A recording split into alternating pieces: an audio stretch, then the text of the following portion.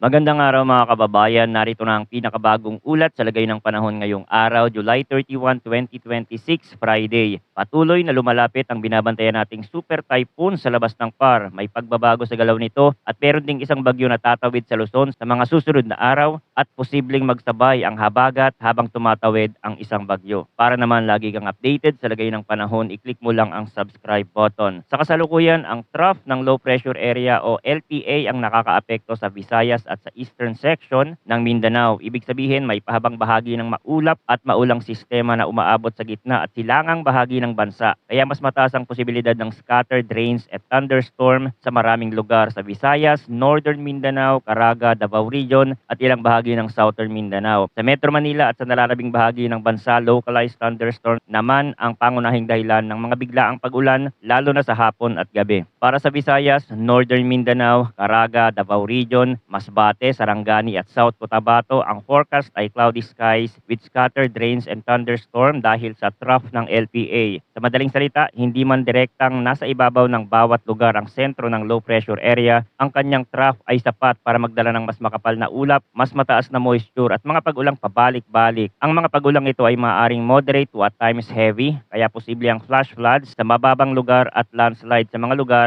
na may matatarik na dalisdis, lalo na kung sunod-sunod ang buhos o kung matagal ng basa ang lupa. Sa Visayas, mas dapat asahan ang pabago-bagong lagay ng panahon. May mga lugar na pwedeng makaranas ng maulap na umaga, susundan ng mga pag-ulan sa tanghali, hapon o gabi. Sa western, central at eastern portion ng Visayas, hindi pare-pareho ang magiging tindi ng ulan, pero dahil nakapwesto ang trough ng LPA sa rehiyon, mas malaki ang chance ng scattered thunderstorm kumpara sa karaniwang isolated rain showers lamang. Sa mga lugar na malapit sa ilog, sa mga baybaying komunidad at sa mga kalsadang madaling bahain, sapat ang ilang malalakas na buhos para magdulot ng mabilis na pagtaas ng tubig. Sa Masbate, na nasa pagitan ng Bicol at Visayas, pwede ring maramdaman ng maulap at maulang kondisyon dahil sa moisture na dala ng trough. May mga pagkakataon na hindi tuloy-tuloy ang ulan, pero kapag may mas aktibong cloud cluster na dumaan, maaari itong magdala ng mas malakas na buhos at thunderstorm. Ganito rin ang sitwasyon sa Northern Mindanao, Caraga at Davao Region. Sa Caraga, dahil nakaharap ito sa silangang bahagi ng bansa at mas bukas sa moisture mula sa Pacific side, mas madaling makabuo ng makakapal na ulap kapag may trough ng LPA. Sa Davao Region, maaaring may mga bahagi na mas maaliwala sa unang bahagi ng araw, pero maaari ring biglang magbago ang panahon habang dumarami ang ulap. Sa Sarangani at South Cotabato, kasama rin sa mga lugar na may cloudy skies with scattered rains and thunderstorm, dito ang mga ulan ay maaaring dulot ng kombinasyon ng moisture mula sa trough at local thunderstorm activity. Sa mga lugar na may kabundukan at sa mga komunidad na malapit sa mga sapa at ilog, mas kailangang bantayan ng malalakas na buhos dahil mabilis ang epekto nito sa lupa at sa daloy ng tubig. Kapag ang pag-ulan ay tumama sa mga lugar na nakaranas ng mga naunang pag-ulan, mas tumataas ang posibilidad ng landslide at localized flooding. Para naman sa Metro Manila at sa natitirang bahagi ng bansa, ang forecast ay partly cloudy to cloudy skies na may isolated rain showers or thunderstorm dahil sa localized thunderstorm. Ibig sabihin sa mga lugar na ito ang pag-ulan ay hindi inaasahang malawak at tuloy-tuloy sa buong araw, pero may posibilidad pa rin ng biglaang malakas na ulan sa ilang bahagi. Karaniwan itong nangyayari kapag uminit ang paligid sa umaga at tanghali, pagkatapos ay unti-unting nabubuo ang makakapal na ulap hanggang magkaroon ng pagkulog, pagkidlat at malakas na buhos sa hapon o gabi. Sa Metro Manila, maaaring magsimula ang araw na bahagyang maulap o may mga oras na maaraw, pero hindi ibig sabihin na ligtas na sa ulan ang buong maghapon. Sa ganitong setup, pwedeng magkaroon ng biglaang pagbuhos sa isang lungsod habang tuyo pa ang kalsada sa kalapit na lugar. Kapag tumama ang thunderstorm sa mababang bahagi ng Kalakhang, Maynila, mabilis na naiipon ng tubig lalo na sa mga lugar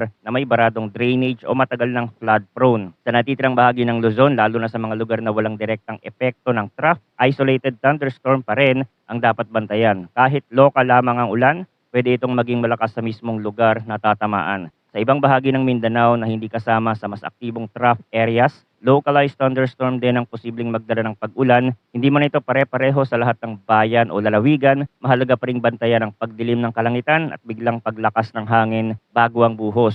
Sa mga rural at bulumunduking lugar, ang ganitong klase ng thunderstorm ay maaari pa ring magdulot ng landslide kung malakas ang ulan at matagal ang pagbuhos. Dumako naman tayo sa hangin at kondisyon ng karagatan. Para sa Mindanao at sa western section ng Visayas, inaasahan ng light to moderate na hangin na mula southwest to northwest. Ang coastal waters ay slight to moderate na may taas ng alon mula 0.6 hanggang 1.5 meters. Generally, hindi pa ito ang pinakamapanganib na kondisyon sa dagat, pero dahil may trough ng LPA at scattered thunderstorm sa ilang bahagi, posible pa ring magbago ang lagay ng karagatan sa loob ng maikling oras. Kapag may thunderstorm sa dagat, pwedeng biglang lumakas ang hangin, kumapalang ulap at maging mas maalog ang alon. Para sa Luzon at sa natitirang bahagi ng Visayas, light to moderate din ang hangin na mula northeast to northwest. Ang coastal waters ay slight to moderate mula 0.6 hanggang 1.2 meters. Sa mga lugar na ito, mas banayad ang pangkalahatang kondisyon ng dagat kumpara sa panahon ng direktang pagtama ng bagyo. Gayunman, hindi pa rin dapat baliwalain ang mga thunderstorm na maaaring mabuo sa ibabaw ng karagatan. Sa mga mangingisda at maliliit na sasakyang pandagat, mas mahalagang bantayan ng mabilis na pagkapal ng ulap, pag-iba ng ihip ng hangin at pagkulog sa paligid dahil ito ang karaniwang senyales ng biglaang paglala ng kondisyon. Para naman sa natitirang bahagi ng Luzon, inaasahan ng light to moderate na hangin mula east to southeast. Ang coastal waters ay slight to moderate na may taas ng alon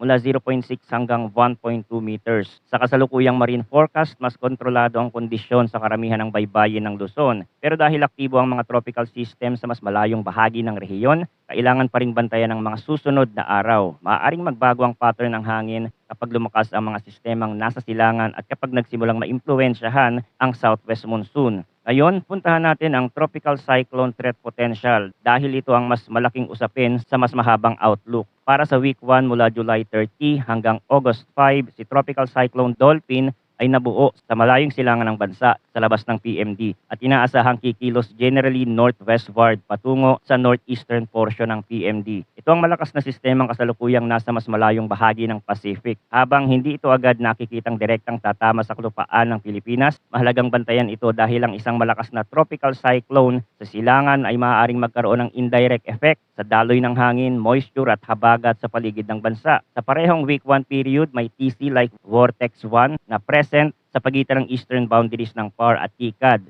na may low likelihood of tropical cyclone development. Ibig sabihin, may isa pang disturbance na mas malapit sa ating monitoring areas kaysa kay Dolphin. Pero mababa pa sa ngayon ang chance na tuluyan itong maging ganap na tropical cyclone. Pagdating sa week 2, mula August 6 hanggang August 12, inaasahang si Dolphin ay lalabas o lilitaw sa northern boundary ng PMD at kikilos patungo sa hilaga ng Taiwan. Sa ganitong senaryo, mas nakikita itong nasa mas mataas na latitude habang lumalayo o dumadaan sa hilagang bahagi ng rehiyon. Kasabay nito, may TCLV2 na inaasahang mabubuo sa northeastern portion ng PMD na may low likelihood of tropical cyclone formation sa week 2. Ibig sabihin, kahit matapos ang unang bahagi ng forecast period, may panibagong signal na naman ng posibleng tropical activity sa hilagang silangang bahagi ng monitoring domain. Kung sisilipin natin ang ibang mga weather model, ang low pressure na malapit sa silangan ng bansa ay posibleng tumawid sa may northern Luzon. Ito ang isa sa mga senaryong kailangang bantayan dahil mas direktang may potensyal